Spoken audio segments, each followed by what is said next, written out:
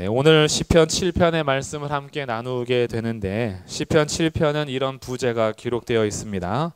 다윗의 시가용, 베냐민인 구시의 말에 따라 여호와께 드린 노래라는 부제를 가지고 있죠.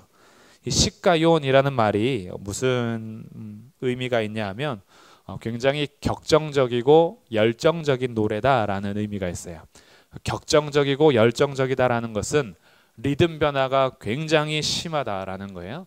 그래서 이 노래를 하는 사람으로 하여금 열광적인 것을 띠게 하는 그런 음악이 시가용이라는 음악입니다. 이 시가용 또 하나가 구약에서 등장하는데 시편 7편 여기하고요. 하박국 3장에서 시가 오롯에 맞춘 노래다라고 그래요. 그 시가 오롯이 시가용의 복수 형태니까 거기도 굉장히 격정적이고 열정적인 노래. 그 노래가 뭐냐 하면 나중에 다 전쟁이 일어나서 내 무릎이 떨리고 내 심장이 막 부딪히고 너무 무서운데 무화과 나무잎이 마르고 포도 열매가 없으며 감람나무의 소출이 그치고 그 장면이 이런 격정적이고 열정적인 음에 따라서 노래하는 그 찬양입니다. 그럼 시편 7편이 약간 그런 분위기라는 거예요. 여기에 음표가 없기 때문에 우리가 어떤 노래인지 정확하게 의문할 수 없지만 이 시가용이라는 것을 통해서 이 노래가 굉장히 사람의 마음을 열광적으로 급격하게 변화를 일으키는 그런 노래다라고 생각할 수가 있습니다. 그리고 나서 7장 1절부터 17절을 쭉 보니까 많이 등장하는 단어들이 뭐냐면 심판하심, 하나님께서 심판하신다. 그리고 죄는 반드시 심판을 받는다라는 이런 내용이에요. 다윗이 지금 이 노래를 왜 하게 됐냐 하면 이렇게 여기시면 될 것 같습니다. 모함을 받는다거나 누명을 써가지고 이 자기의 억울한 심정을 하나님 앞에 나와서 의로우신 재판장이신 하나님이 판결해 주시고 심판해 달라고 요청하는 기도인 거예요. 그러니까 만약에 오늘을 살아가는 우리 성도님들 중에서 혹시나 누군가로 하여금 모함을 당했거나 아니면 억울한 누명을 썼거나 내가 하지도 않은 일, 있지도 않은 일을 사람들이 지어서 나를 뭐라고 할 때 그런 상황들이 있잖아요. 그렇죠? 저만 겪는 거 아니죠. 누구나 겪을 수 있는 일입니다. 괜히 작은 일을 부풀려서 뒤통수 치거나 뒤에서 험담하는 일이 좀 과해져서 나로 하여금 막 죽이려는 듯이 달려드는 그러한 억울한 것을 당할 때가 있어요. 또 반대로 내가 그러고 있을 때가 있어요. 내가 누군가를 모함하고 누군가의 작은 것을 가지고 크게 부풀려서 한 사람의 명예를 실추시키거나 그 사람이 너무 미워서 뒤에서 사람들하고 아주 팀을 이루어서 한 사람을 완전히 박살내려고 하는 악한 말과 행동을 할 때도 있어요. 이것도 저만 그러는 건 아니겠죠. 그럼 우리가 지금 누명을 당하는지 아니면 모함을 당하는지 아니면 모함을 하고 있는지 누명을 씌우고 있는지에 따라서 이 시가요 입장이 굉장히 달라집니다. 피해자의 입장에서는 이렇게 속 시원한 시가 없어요. 그런데 가해자 입장에서는 이렇게 무서운 또 시가 없어요. 이게 기도의 내용이죠. 찬송입니다.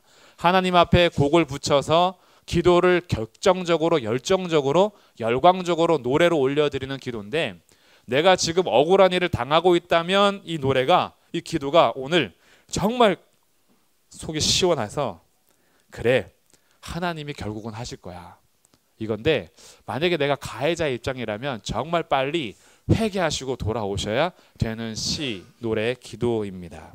그럼 이 내용을 한번 조금 살펴볼게요.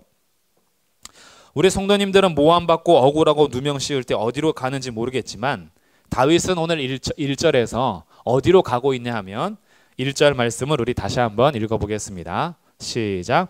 여호와 내 하나님이여 내가 주께 피하오니 나를 쫓아오는 모든 자들에게서 나를 구원하여 내소서.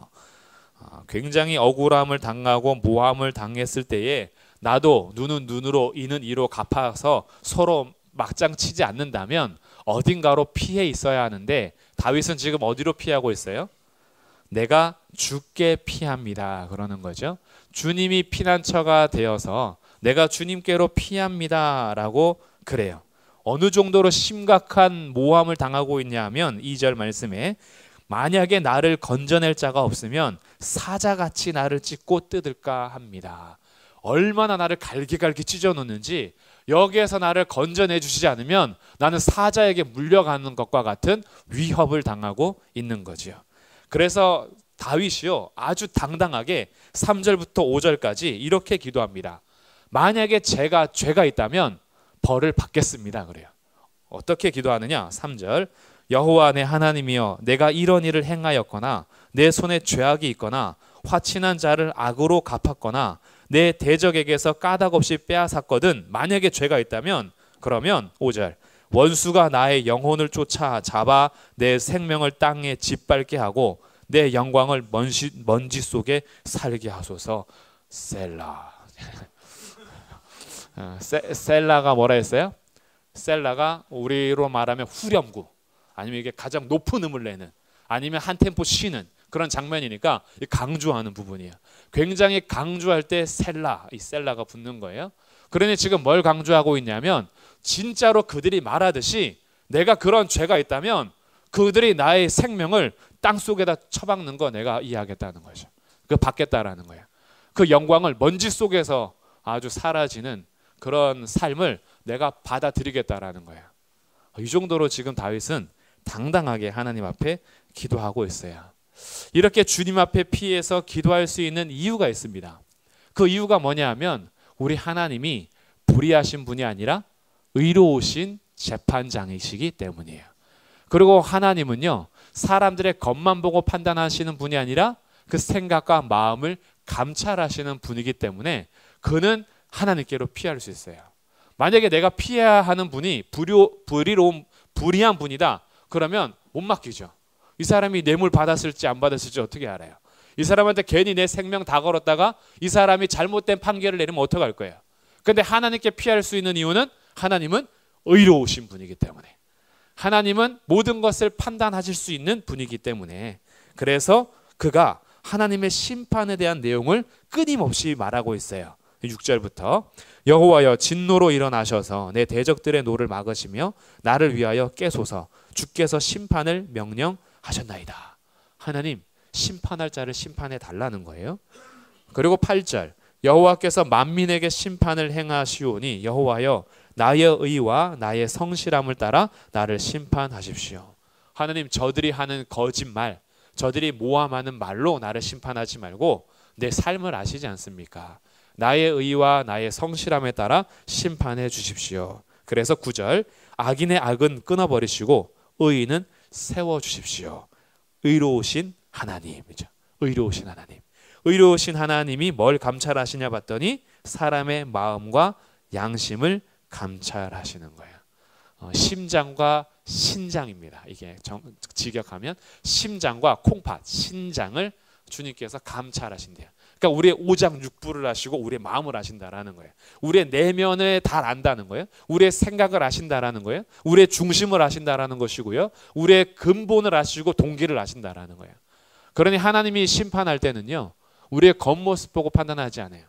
멋지게 차려입고 세수하고 로션 바르고 화장하고 온다고 해도 그 속이 썩어 있으면 심판. 근데 겉모습이 아무리 추해도 그 속이 깨끗하면 의인. 주님께서는 그 마음과 생각을 감찰하시는 분이다라는 거죠.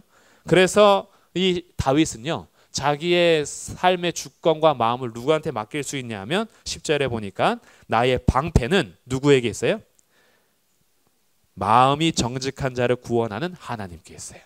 마음이 정직한 자를 구원하는, 신실하게 살아가는 사람들을 여전히 편히 되시고 구원내신 하나님이 내 방패가 되십니다. 그래서 11절에 또 한 번 얘기하죠. 하나님은 의로우신 재판장이시다라는 거예요. 그러니까 혹시나 요즘에 억울한 일을 당하거나 모함을 당하셨다면 그러면 주님께로 피하세요. 주님을 방패 삼으십시오. 주님이요 언젠가는 심판하십니다. 근데 만약에요 내가 누군가를 모함하고 누명을 씌웠다면 그 다음에 두려워할 일이 생겨요. 우리 주님이 11절에 매일 분노하시는 하나님이시래요. 하나님이 분노 조절 장애가 있는 건 아니에요. 막 맨날 화내고 막 이런 게 아니라 하나님이 지금 왜 매일 분노하냐 하면 죄에 대해서 회개하지 않을 때 공의로우신 하나님이 넘어갈 수가 없다라는 거예요. 하나님은 의로우시기 때문에 죄를 그냥 넘길 수가 없어요. 죄에 대해서는 하나님이 항상 진노하세요. 그래서 어떻게 하시느냐? 지난주에 잠깐 광고한 것처럼 칼가루 가위가루 하고 계시는 거죠. 12절에 사람이 회개하지 아니하면 그가 그의 칼을 가시며 그의 활을 이미 당기어 예비하셨다. 죽일 도구를 또한 예비하시며 그가 만든 화살은 보통 화살이 아니라 불화살이다 이거죠. 회개하지 않는 자들에게 심판이 항상 준비되어 있는 거예요. 칼을 갈고 계시고 활을 당기고 계세요. 이거 놓기만 하면 이제 끝장나는 거예요. 그냥 화살이 아니라 불화살인데 하나님이요 명사수예요. 한 번도 빗나간 적이 없어. 하나님이 쏘면 바로 즉결 심판인 거예요. 하나님은 실수하지 않으시고 완전하게 심판하시는 거예요. 어떤 사람에게요? 회개하지 않는 사람. 그렇죠. 12절에 사람이 회개하지 않으면 이렇다라는 거예요. 그러니까 오늘 이 기도의 내용을 들으시고 회개할 일이 생각나시거든. 오늘이 기회예요. 주님이 지금 화를 당기고 계시는 거예요. 이 화를 놓게 하시려면 어떻게 해야 돼요? 회개해야 되는 거죠. 근데 이제 우리가 신자로서 살아가면서 지난주에서 이 죄의 문제를 이제 요즘에 다루고 있는데 지난주랑 이번 주랑 이 죄가 우리를 사실 지배할 수가 없어요.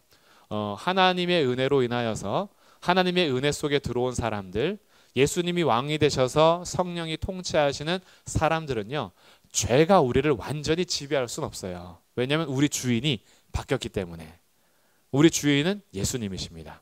예수님을 주인으로 모신 자들은요, 죄가 이제 왕 노릇하거나 주인 노릇할 수는 없어요. 그러나 만약에 회개하는 삶이 아니고 하나님 앞에 순종하는 삶이 아니면 불신자하고 비슷하게 살아가기는 해요. 죄의 영향력 아래서 살아간다라는 거죠. 그러면 나는 요즘에 어떤 위치에 있는가라는 것을 진단해 볼 필요가 있는데, 우리의 회개가 진심의 회개가 아니고 생명에 이르는 회개가 아니라 정말 마음을 다하여서 돌이키는 회개가 아니라면 일시적인 회개는 우리의 삶을 변화시키지 않아요. 그냥 와서 잘못한 거구나 라고 그냥 동의하는 것으로 죄의 뿌리가 뽑히지 않아요. 죄의 열매는 계속 맺혀집니다. 그래서 우리로 하여금 진단해야 되는 것이 있는데, 죄는 먼저 우리 어디를 지배하려고 하냐 하면 우리의 생각을 지배하려고 해요. 그래서 우리가 만약에 요즘 생각이 자꾸 죄악된 것들이 생각난다, 그러면 위험 신호입니다. 위험 신호. 상상력이 자꾸 나쁜 상상력이 생긴다. 내 생각이 자꾸 선한 것이 아니라 악한 것으로 돌아간다. 그러면 이거는 조심해야 될 징후입니다. 죄가 내 생각을 자꾸 지배하려고 그래요. 왜냐하면 이 생각은 마음으로 연결되는 문이기 때문에 우리의 마음을 장악하기 위해서 생각을 건드려요. 그러니까 우리의 생각을 잘 지키셔야 하는데, 우리가 무엇을 보고 무엇을 듣느냐에 따라서 우리의 생각을 지킬 수도 있고 놓칠 수도 있어요. 그러니까 우리들이 무엇을 보고 무엇을 듣느냐 정말 중요한 겁니다. 어려서부터 우리가 무엇 앞에 서 있느냐에 따라서 우리의 생각의 가치관이 달라지거든요. 근데 이 생각을 잘 관리하셔야 된다라는 거예요. 그래서 요즘에 내 상상력이, 아니면 요즘에 내 생각하는 게, 드는 자꾸 생각이 굉장히 악한 것이다, 그리고 굉장히 부정한 것이다, 불의한 것이다 라고 하면 빨리 머리를 털고 주님 앞에 서야 되는 거예요. 이것을 좀 놓치고 가만둔다, 그럼 두 번째 단계로 가는데, 그 단계는 우리의 정서를 지배하기 시작합니다. 생각을 지배하면서 건드리다 보면 우리의 감정과 정서를 꽉 잡아요. 그래서 하나님의 말씀이 전해져도요, 동의는 하는데 느끼는 대로 살아요. 이게 이제 죄에서 계속 영향력 아래 살아가기 때문에 그래요. 말씀 들을 때 아멘 하죠. 말씀 들을 때 아멘 하고 동의하는데, 삶의 자리에 가서 왜 말씀에 실천이 없고 왜 말씀에 따라서 열매를 못 맺냐 하면 내 감정은 거기에 동의를 안 해요. 밖에 나가서는 내가 좋아하는 대로 살지 내가 순종해야 되는 삶을 사는 건 아니에요. 내가 하고 싶은 대로 사는 거예요. 그러니까 내가 원하는데 필 가는 대로, 생각 가는 대로, 내 마음 가는 대로, 마음이 안 가는데 어떻게 순종하란 말이냐, 우리 이렇게 따져요. 만약에 예를 들어서 주님께서 명령하신 주의 법에 주의를 지켜라, 아니면은 뭐 11조 생활을 해라. 아니면 너희가 서로 용서해라. 아니면 너희가 친절을 베풀어라. 너희의 말을 제대로 잘해라. 라는 명령이 딱 떨어졌어요. 동의를 하죠. 그렇지. 근데 밖에 나가서 정서가 죄에 오염되어서 지배를 당하면 주의를 지키는 것도 마음이 가야 지키지. 헌금 생활하는 것도 마음이 가야 하지. 아니 말을 친절하게 하는 것도 마음이 가야 하지.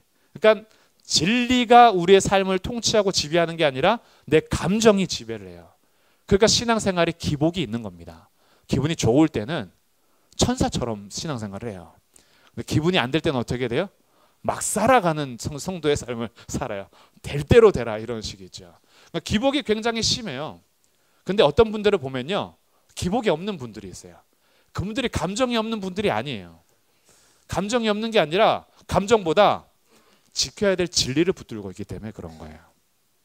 그러니까 속이 상하고 막 뒤집어지고 다 포기하고 싶고 던져버리고 싶은데 그래도 있어야 할 자리에 있는 분들이 있어요. 왜냐하면 감정 따라서가 아니라 해야 될 것 따라서 살아가기 때문에. 근데 죄가 우리에게 영향을 끼치면 생각을 지배한 다음에 정서적인 것, 감정을 지배하기 시작해서 거기에 따라서 기복적인 신앙을 만들어 버리죠. 그럼에도 불구하고 가만히 있는다. 그러면 어떻게 되냐 하면 죄가 세 번째 파악이 되는데도 그 죄를 버리지 못해요.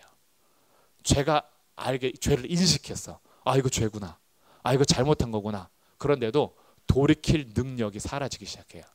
돌이키고 싶지 않아져요. 됐어. 죄인지는 알지만 몰라. 그냥 살 거야. 죄 지으면서. 이러면서 자기 스스로 굉장히 포기하면서 살아가요. 그러니까 파악된 죄에 대해서도 뿌리를 뽑지 못하고 그냥 지나가는 거죠. 그러다가 가만히 또 놔두면 아예 마음이 심각하게 굳어버립니다. 마음이 굳어져서요. 더 이상 말씀이 심겨지질 않아요. 성도의 교제가 사랑스럽지 않아요. 은혜의 교제가 되질 않아요. 이미 내 마음이 굳어져서 말도 은혜와 덕을 끼치는 말을 할 수가 없어요. 눈빛이 달라져요. 눈빛도 그를 향해서 사랑스러운 하트 뿅뿅을 할 수 없어요. 어떻게 전기 찌릿찌릿이 가죠. 그래서 이 노려보는 것 자체가 난 노려보는 게 아닌데 눈빛에서 이 번개가 나와요. 그래서 상대는 눈빛으로도 상처를 받아요. 내 마음이 굳어지면요, 인상에서 달라지는 거예요. 그래서 이게 심각하게 점점 가는 겁니다. 그렇게 위험 신호가 가면 내 영혼 상태가 메말라지기 시작하죠. 그 어떤 통로로도 우리가 은혜 받기가 힘들어져요. 예배가 재미없고 찬송도 지루하고 특별히 기도를 하지를 못해요.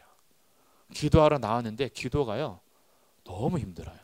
하나님과의 관계가 굉장히 멀어져 있기 때문에 은혜가 되지 않은 이 마음밭에서 하나님을 향해서 기도하려고 그러면 마음을 딱 정해야 되는데 마음이 안 정해지거든요. 그러니까 내가 지금 뭐하러 여기 있나 이렇게 되죠. 그러니까 기도할 수가 없어요.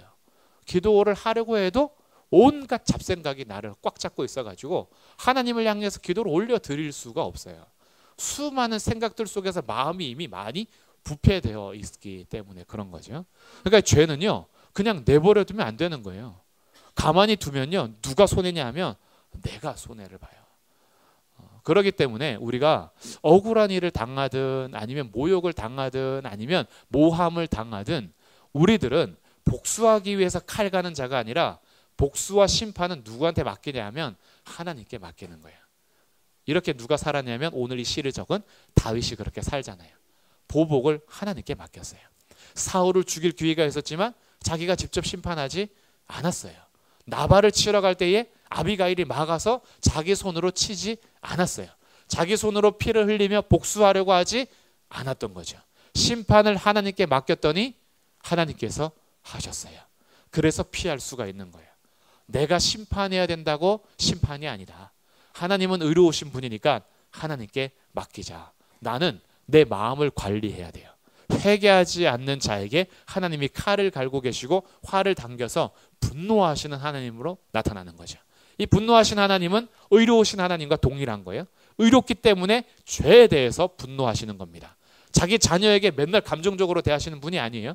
자기 자녀에게는 한없이 은혜와 사랑으로 다가오신 하나님이 죄에 대해서는요 분노하실 수밖에 없는 의로운 재판관이세요. 그러니 그 주님 앞에 우리가 설 때에 우리의 인생 속에서 억울하고 힘든 일이 있으시면 하나님께 오늘 맡기세요. 하나님이 하나님의 때에 하나님의 방법으로 반드시 심판하실 겁니다. 거기에 대해서 14절부터 16절이 이렇게 적는 거예요. 그가 노래하면서 악인이 뭘 낳았어요? 죄악을 낳았대요. 그게 몸에 재앙을 배었대요. 임신했는데 재앙을 임신한 거예요. 그래서 태어났는데 거짓이 나온 거죠. 악인은요, 결국 자기가 뿌린 대로 거두게 된다라는 거예요. 그래서 15절, 그가 웅덩이를 파 만들며 제가 만든 함정에 빠졌도다. 요즘 새벽에 우리 에스더 하고 있는데 하만이 모르드게 죽이려고 장대에 세워놨잖아요. 그리고 막 기분 나빠가지고 갔는데 오히려 하나님께서 그 모르드게는 높이고 그리고 그 달아놓은 그 장대에다가 자기가 나중에 달려서 죽죠. 이런 내용인 거예요. 자기가 웅덩이를 팠는데 자기 만든 함정에 자기가 빠지는 거예요. 악인의 결과입니다. 그리고 16절, 그의 재앙은 결국 어디로 돌아가냐 봤더니 자기 머리로 돌아가고 그의 포악한 말과 행동, 그의 삶은 자기 정수리에 내리게 될 거다. 무섭죠. 빨리 악인의 길을 가시는 분은 빨리 돌아오세요. 우리가 임신하고 태어나게 하는 것들이요, 온갖 거짓과 심판과 그리고 이 마지막 결론은 우리 머리로 다 돌아오게 되는 거죠. 그러나 반대로 억울한 일을 당하시고 계시다면 하나님께 피하시고 하나님이 반드시 악인들을 심판하실 겁니다. 지금은 악인들이 떵떵거리는 것 같죠.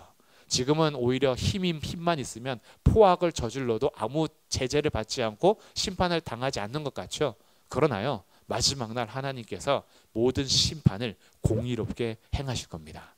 그러니 성도는 하나님 앞에서 진실하게 그리고 거룩하게 정직하게 우리의 마음과 양심을 지켜가면서 살아간다면 지금은 조금 억울할 수 있어도 하나님께서 반드시 그 억울함을 풀어주실 겁니다.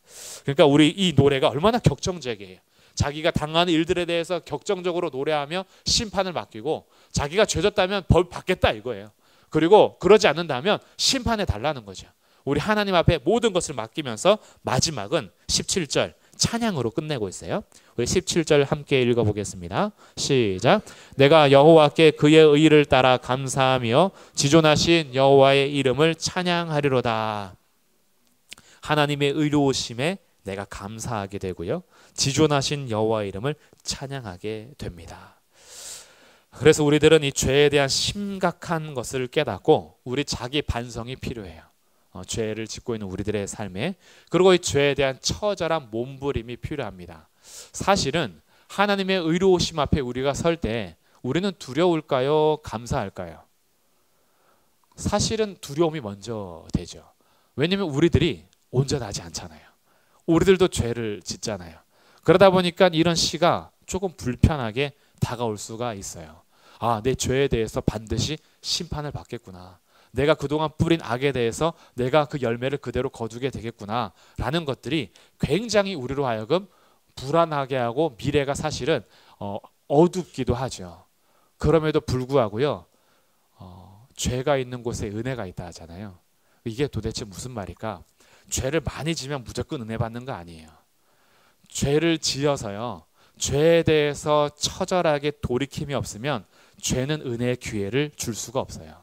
그런데 죄를 깨닫고 죄가 미워지기 시작하고 죄를 멀리하고 싶어서 몸부림치는 자에게는요, 그 죄도 은혜의 기회가 돼요. 그래서 노래하게 되죠. 나 같은 죄인 살리신 주 은혜 놀라워. 이걸 깨닫게 되는 거예요. 죄에 대해서 몸부림친 자가 하나님 앞에 처절하게 몸부림치고 돌아온 자가 노래할 수 있는 거지, 죄를 여전히 사랑하고 여전히 죄짓기를 좋아하면서 죄를 많이 져야 은혜를 받는데 이런 분에게는 결코 은혜의 기회가 되지 않습니다. 이런 뜻이 아니에요. 죄 많이 져야 은혜 받는다는 거 아니에요. 죄 앞에 처절한 몸부림이 있고 거기에 대해서 자각하고 돌아올 때 그 죄까지도 하나님께서 어떻게 용서해 주셨는지 은혜가 드러나다 보니 하나님의 의로우심이 어떻게 감사가 되냐 하면 그 의로우심 때문에 예수님을 보내주셨잖아요. 하나님의 그 의로우심 때문에 우리를 용서하기 위해서 예수님이 대신 죽으셨어요. 내가 심판당하고 내가 형벌당하고 내가 마땅히 죄의 벌을 받아야 하는데 나 때문에 공의로우신 하나님께서 의로우신 예수님을 십자가에서 심판하시고 형벌을 가하시며 죄를 다 지게 하신 거예요. 그러다 보니 그 의의 하나님을 찬양할 수 있는 거죠. 지존하신 주님 앞에 감사할 수 있는 거죠.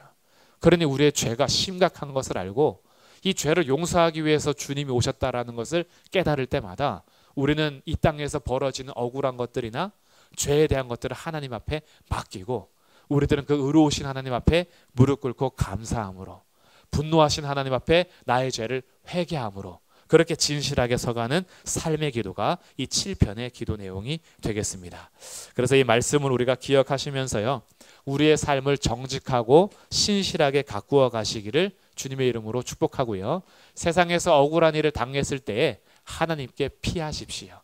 그대로 내가 복수하려 하지 말고 하나님께 피하시고요, 하나님은 의롭고 정의롭고 심판을 반드시 하신다라는 것을 믿고 우리들은 회개의 삶을 살고 양심을 지켜가는 삶을 살고 우리의 마음을 가꾸는 삶을 사셔서 하나님의 공의로운 심판의 날 하나님을 함께 노래하고 찬양할 수 있는 그런